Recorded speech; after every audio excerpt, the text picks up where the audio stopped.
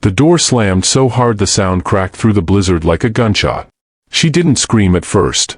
Her name was Eliza Moore, and she stood barefoot on the frozen porch, her thin shawl ripped from one shoulder, snow already biting into her skin like teeth. Behind the door, she could hear the bolt slide into place. One sharp, final sound. Her father didn't shout. He didn't curse. He didn't explain. He simply locked her out, into the storm, like throwing away something already dead. The wind howled immediately, swallowing her breath. "Eliza, please," she whispered, pounding once on the wood. Not hard. Not angry. Just desperate. "It's cold. I'll be quiet. I swear." No answer. Inside that cabin were the walls she had scrubbed, the fire she had fed, the man who had raised her and now decided she was no longer worth shelter. Outside was nothing but darkness, snow, and a storm that didn't care if she lived another hour. She stepped off the porch because standing still hurt too much. The snow was knee-deep already, soaking her thin dress, freezing her legs until they burned and went numb. Each step felt heavier than the last. The woods beyond the cabin loomed black and endless, trees creaking and snapping under the weight of ice. Eliza didn't plan to run. She planned to survive. She stumbled toward the tree line because the wind was slightly weaker there. Her feet left faint red marks in the snow, blood she didn't notice, pain she couldn't afford to feel. Somewhere behind her, the cabin light went out. That's when she cried. Not loud. Not dramatic. Just a broken sound that escaped her chest when her strength finally failed and she collapsed against a snow-covered log. The storm swallowed most of it, but not all. Because miles away, deep in the high timber where only hunters and ghosts lived, a widowed mountain man paused mid-step. Elias Crow had survived 30 winters alone. He had buried his wife beneath frozen ground and learned to listen to the mountains the way other men listened to prayer. And that night, through the roar of the blizzard, he heard something that didn't belong to the storm. A woman crying. Elias Crow stopped moving, every instinct in him sharpening at once. The sound came again, faint, fragile, almost lost beneath the scream of the wind. It wasn't an animal. It wasn't the mountain settling. It was human, and it was breaking. He turned toward it without thinking, his body already adjusting course, boots crunching through fresh snow as if the blizzard were nothing more than background noise. Widowers learned certain truths early. One of them was this: when the mountains warned you, you listened. And when they begged you, you didn't hesitate. Elias pulled his scarf higher over his beard, squinting through the whiteout. The storm was getting worse by the minute, snow blowing sideways, visibility shrinking to a few steps ahead. Any sensible man would have turned back. Elias hadn't survived this long by being sensible. He survived by being stubborn and by trusting his gut when it spoke in a voice that sounded like fate. He followed the sound downhill, toward the darker timber where the wind tangled itself in branches and died screaming. His rifle stayed strapped across his back. His hands were free. Ready. He moved like someone who had walked these woods in grief and silence for years, each step careful, measured, as if the land itself were guiding him. Then he saw her. She was half buried against a fallen log, hair frozen into her lashes, dress soaked, and clinging to a body that had already started to shiver uncontrollably. Her lips were blue. Her hands, bare, cracked, bleeding, clutched at nothing, as if the snow might hold her upright if she begged it hard enough. For one terrible second, Elias thought he was too late. He knelt beside her, cutting the wind with his broad frame. "Hey," he said, low and steady, like you'd speak to a wounded animal. "You hear me?" Her eyes fluttered open. Fear flashed first, raw, instinctive. Men had taught her that fear. But then confusion followed, and finally something weaker. Hope she didn't trust enough to hold on to. I didn't mean to," she whispered, words barely forming. "I'll go back. I swear." Elias swallowed. That sentence told him everything. He shrugged out of his coat in one swift motion and wrapped it around her shoulders, tucking it close like he'd done once before, with hands that remembered another woman, another winter, another night he failed to outrun. The memory hit him hard, sharp as ice in the lungs, but he pushed through it. "You're not going back," he said, not unkindly. Not loudly. Just final. She tried to shake her head, but her body betrayed her. The shivering worsened, violent now. Elias didn't ask permission again. He lifted her, light as a child, terrifyingly light, and held her against his chest, turning his back fully to the storm. Her head lolled briefly against his shoulder. "My father," she started. "Later," Elias said. "You can tell me later." The wind fought him the whole way back, howling like it knew it was losing something it had already claimed. Snow stung his face, burned his eyes, slowed his steps. But he didn't stop. He didn't curse. He didn't bargain. Because some things weren't meant to be abandoned. When the outline of his cabin finally emerged through the storm, smoke still curling from the chimney like a promise, Elias let out a breath he hadn't realized he was holding. He kicked the door open, stepped inside, and shut the world out behind him. Warmth rushed toward them. Firelight. Safety. He laid her gently on the rug near the hearth, feeding the flames higher, wrapping her in blankets, rubbing life back into hands that felt too cold to be real. She coughed, gasped, clung weakly to his sleeve like he might disappear if she let go. "I didn't do anything wrong," she whispered, tears thawing and falling freely now. "I swear I didn't." Elias looked down at her, jaw tight, eyes dark. "I know," he said. And for the first time since the door had slammed behind her, Eliza Moore believed she might live. Eliza woke to warmth that felt unreal. For a few heartbeats, she thought she was dreaming, back in a time before winters meant fear, before doors closed instead of opening. The crackle of fire reached her ears first, then the faint scent of pine smoke and boiled herbs. Her fingers twitched beneath thick wool blankets, and she felt heat seep slowly back into places that had gone numb. She inhaled sharply, and pain answered. A soft sound escaped her throat before she could stop it. Immediately, a shadow moved near the hearth. Elias Crow rose from the chair he'd been sitting in all night, his movements quiet, careful, like he didn't want to scare her back into the storm. Firelight carved lines into his face, weathered, tired, but steady. The kind of face that didn't lie, because it didn't need to. "You're safe," he said simply. "Don't try to move yet." Her eyes filled instantly. Safe. The word felt dangerous to believe. She tried to sit up anyway, panic surging. I can't stay. He'll come looking. He always does." Elias was beside her in a step, one hand lifting slightly, not touching her, not yet. "Who?" She hesitated.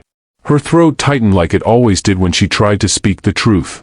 Outside the wind battered the cabin walls, as if reminding her what happened to women who had nowhere else to go.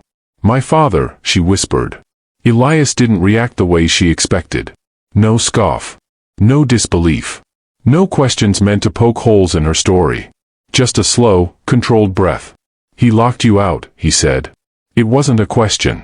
Her shoulders shook. He said I embarrassed him. Said people were talking. Said I brought shame into his house. Her hands clenched into the blanket. "I begged him to let me stay just until morning. Just until the storm passed." Elias's jaw tightened, but his voice stayed level. "What did you do that was so shameful?" Eliza stared at the fire, at the way the flames bent and reshaped themselves without breaking. "Nothing," she said. Then, quieter, "Nothing I chose." Silence stretched between them, heavy but not cruel. Finally, she spoke again, the words tumbling out as if she was afraid they'd freeze in her chest if she waited too long. "His friend came by weeks ago. Drank too much. Stayed too late. My father said I should be grateful anyone looked at me at all." Her breath hitched. "When I told him what happened, he said I should have known my place. Said no man would want damaged goods." Elias turned away for a moment, not from her, but from what he felt rising in his chest. He fed another log into the fire with deliberate calm. When he faced her again, his eyes were darker, sharper. "You didn't deserve any of that." Her lips trembled. He said the storm would clean the problem. The words landed hard. Elias crossed the room then and knelt beside her, finally placing a hand on the edge of the blanket, not on her skin, but close enough that she could feel the heat of him.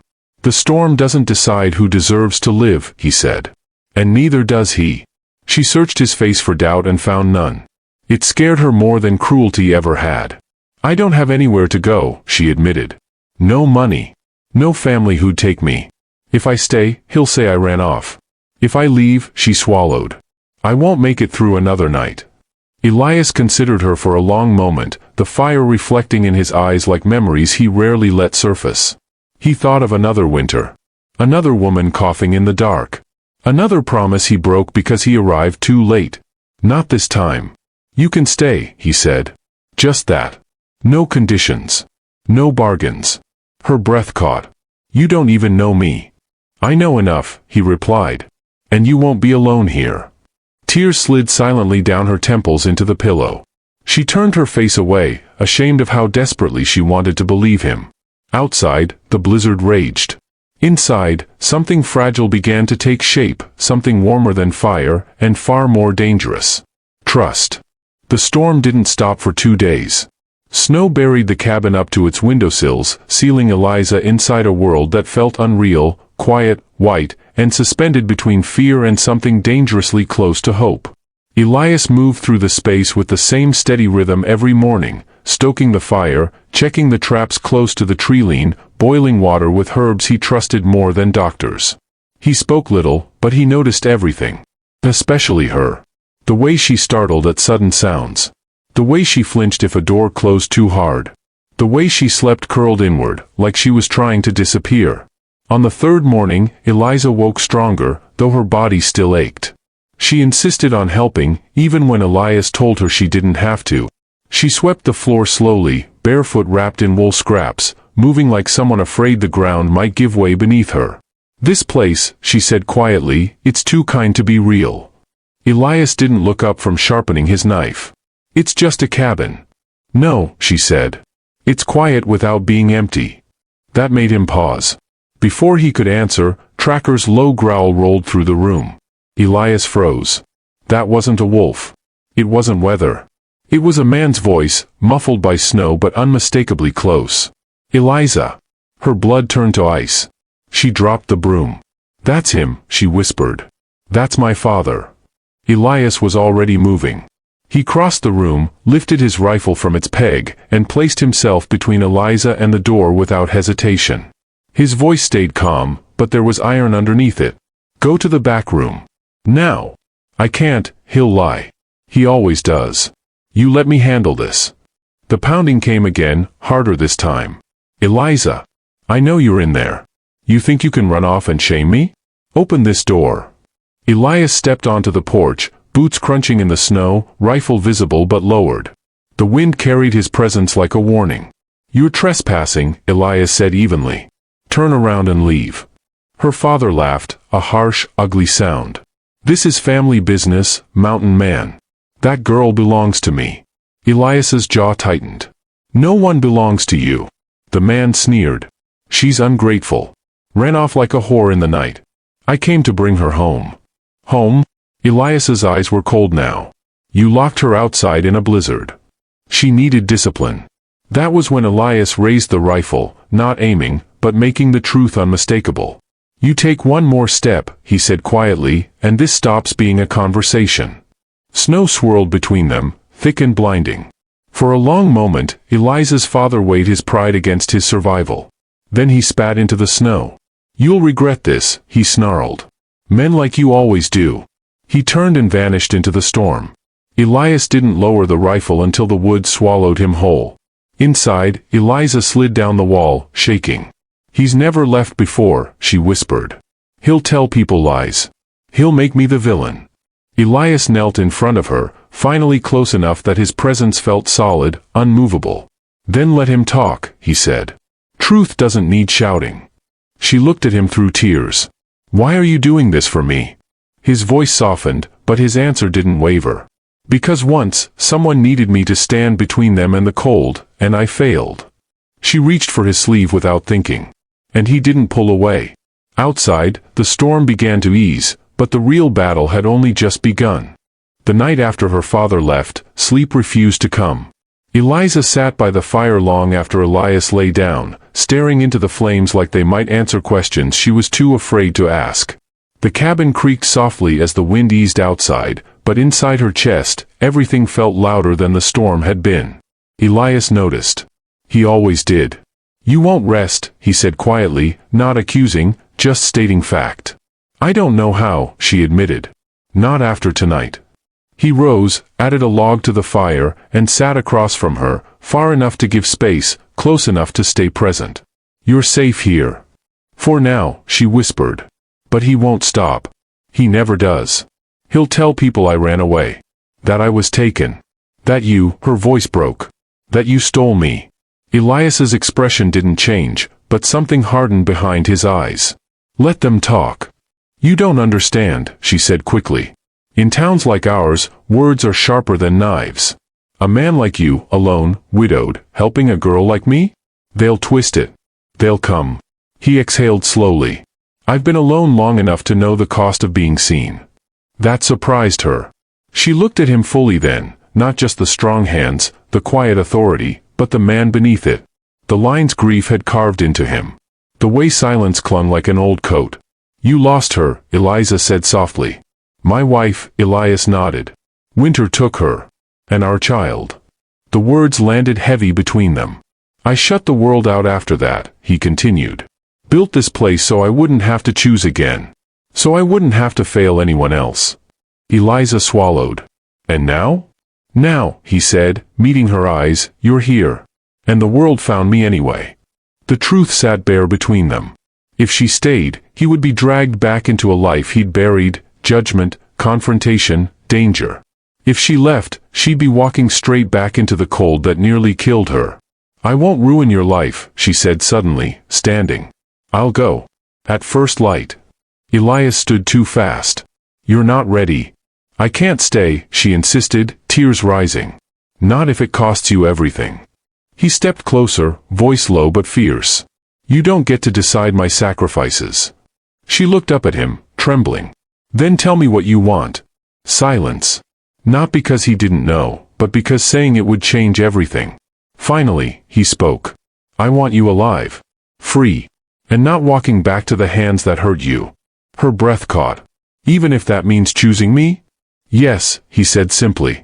Even then. That was the moment Eliza understood. This wasn't shelter anymore. It was a stand.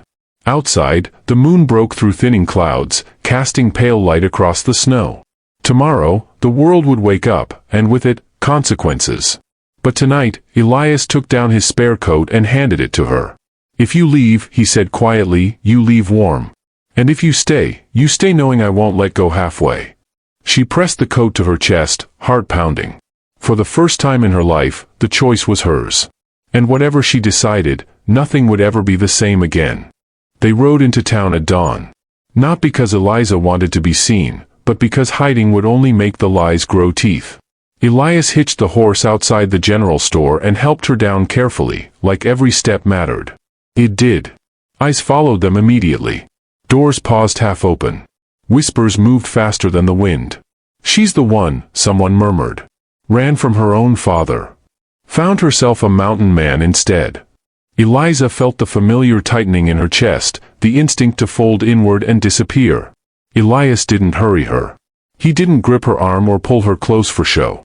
He simply walked beside her, steady as a post set deep into frozen ground. Inside the store, the air was warm and tense. The shopkeeper, a man who'd known Elias for years, looked up, surprise flickering across his face before caution took its place. Didn't expect to see you back so soon, he said. Elias nodded once. We need supplies. And the girl? The man asked, eyes cutting briefly to Eliza. She's with me, Elias replied. Not possessive. Protective. The bell over the door rang again. Then again. By the time Eliza realized what was happening, half the town had drifted in, some pretending to browse, others not bothering to hide their interest. Her father's words had traveled fast. Faster than truth ever did. A man near the counter cleared his throat. Heard she was locked out for stealing. Drunkard's daughter, isn't she? That's a lie, Eliza said before fear could stop her. Her voice shook, but it carried. I was locked out because I refused to be traded like property. The room went quiet. Her father stepped forward from the back, smelling of whiskey and snowmelt, eyes shining with satisfaction. There she is, he said loudly. See how quick she learned to talk pretty for a man? Elias moved, just one step, but it was enough to place himself squarely between Eliza and the crowd. You came to spread stories, Elias said. Not truth. Her father sneered. Truth is, she's mine. Always was. Elias's voice dropped, dangerous in its calm. Say that again. The sheriff entered then, heavy boots echoing on the floorboards. That's enough, he said. I've heard plenty already. Eliza's heart sank. The sheriff looked between them. There's talk of impropriety. Of a man harboring a runaway woman. Some are calling it abduction. Elias didn't blink. She came to me half dead in a storm. Convenient story. Eliza stepped forward, hands shaking but spine straight. Check my hands, she said. The scars. The frostbite? Ask the doctor who treated me. Ask anyone who saw me crawl through that snow. Silence stretched. Then a woman spoke, from the back, unexpected. I saw her, she said softly. That night. She was bleeding. Barefoot. Another voice followed. Then another. The room shifted. Her father's confidence wavered. You take her word over mine? The sheriff studied him closely. When your word reeks of whiskey. Yes. I might. Her father lunged forward in anger, and that was his mistake. Elias caught him easily, not striking, just stopping him cold. The restraint was worse than violence. It exposed weakness. It exposed truth. You don't touch her, Elias said quietly. Ever again. The sheriff separated them, hard-faced now. You're done here, he told the father. Go home. And if I hear one more word out of you, it won't be a warning. The man backed away, hatred burning in his eyes, but he left. The town slowly dispersed, the weight of judgment easing into something like shame. Outside, Eliza's knees nearly gave out. Elias steadied her. You did well.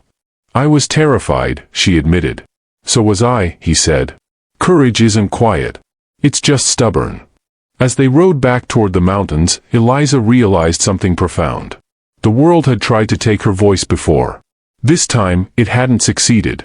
And Elias, quiet, grieving, unyielding, had chosen to stand in the open with her. Whatever came next, they would face it together. The mountain accepted them quietly. Snow still clung to the high ridges, but the valley around the cabin had softened, the white breaking into patches of dark earth and stubborn green. Spring didn't arrive all at once up here, it crept in, cautious and slow, the way healing always did. Eliza changed with it. She rose earlier each morning now, not because fear chased her from sleep, but because the light did. She learned the rhythm of Elias's life without being told, when to speak, when silence was a gift, when work was a kind of prayer. He showed her how to read the sky for storms, how to set snares without cruelty, how to listen to the mountain instead of fighting it. And in return, she brought something back into his cabin that had been missing for years. Warmth. Not just from the fire, but from small, human things. Bread rising near the hearth. A blanket folded instead of tossed aside. A humming tune she didn't realize she still remembered, drifting through the room when she thought she was alone. Elias noticed everything. One afternoon, as they worked side by side repairing the fence line, he said, You don't flinch anymore. Eliza paused, hands resting on the post. I didn't realize I had stopped. He nodded. You're standing taller. She laughed softly. So are you.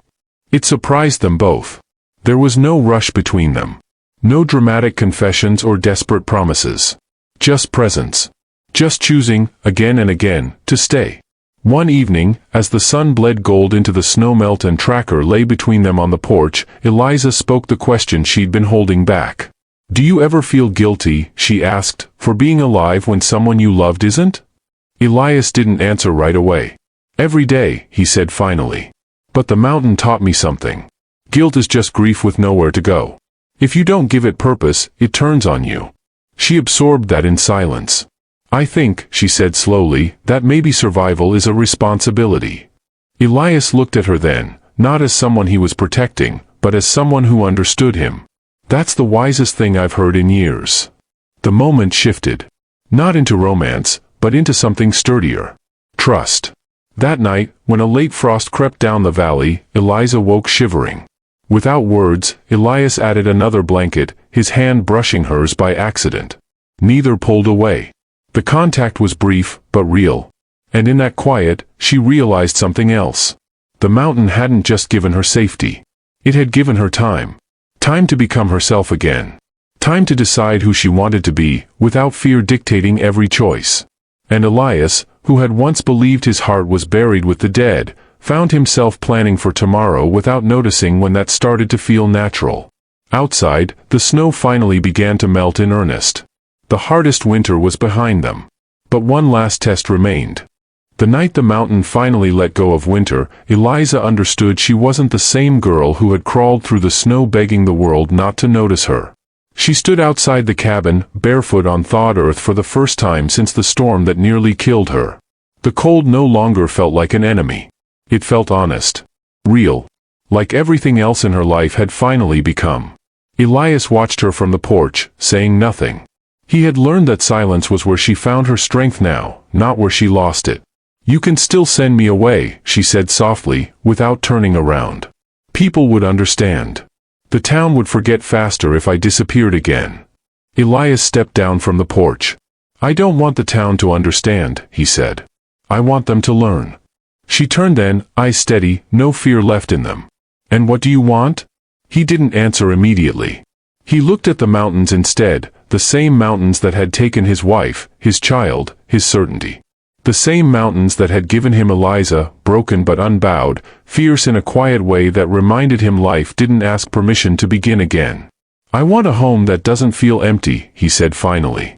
"I want mornings where silence is chosen, not forced. And I want you here, not because you need protection, but because you choose to stay." Eliza's throat tightened. "No one has ever asked me to choose before," she whispered. Elias met her gaze. "I am now." She walked toward him slowly, each step deliberate, like a vow she was writing with her feet. When she stopped in front of him, she placed her hand over his chest, over a heart he had buried long ago. "I don't belong to my father," she said. "I don't belong to the cold. And I don't belong to fear anymore." He covered her hand with his own. "I belong here." Elias exhaled, a breath he felt like he'd been holding for years. He rested his forehead against hers, not claiming, not rushing, just grounding them both in the truth of the moment. "I won't ever lock you in," he said. "Not with walls. Not with promises you didn't ask for." She smiled, small, real, unafraid. "Then don't." They stood there as night settled over the valley, not dramatic, not loud, just two people choosing something solid after surviving what should have destroyed them. In the months that followed, the town adjusted. Some never apologized. Some quietly did. Most simply watched as Eliza grew into herself, strong hands, steady voice, eyes that no longer dropped when spoken to. And Elias? He stopped sleeping with one eye open. The mountain cabin became more than shelter. It became proof that cruelty didn't get the final word. That survival could turn into belonging. That love didn't always arrive like fire, it sometimes came like shelter, built slowly, chosen daily. Years later, when travelers asked about the woman who once cried in the snow and the widowed mountain man who answered, people would say, "She wasn't rescued. She was recognized." And that made all the difference.